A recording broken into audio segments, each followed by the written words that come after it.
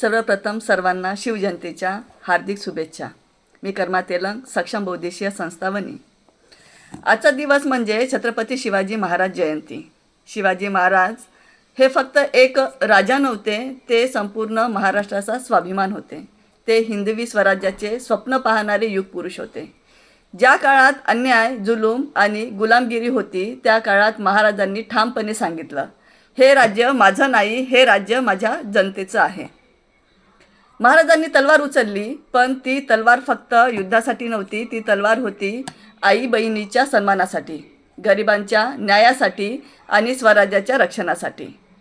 महाराजांचा प्रत्येक श्वास हा देशासाठी होता आणि प्रत्येक पाऊल हे स्वराज्याच्या दिशेने होतं।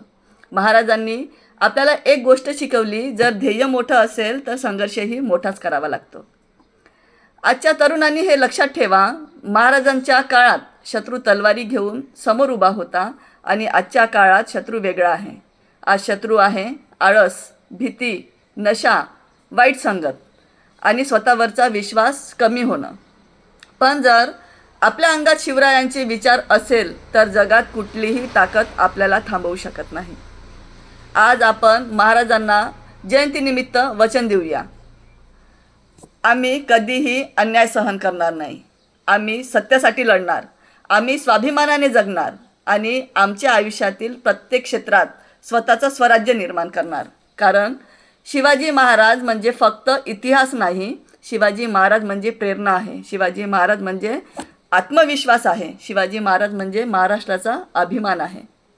चला तर मग आजच्या या पवित्र दिवशी महाराजांच्या विचारांना जिवंत ठेवूया आणि गर्जना करूया, जय भवानी, जय शिवाजी, छत्रपती शिवाजी महाराज की जय। धन्यवाद।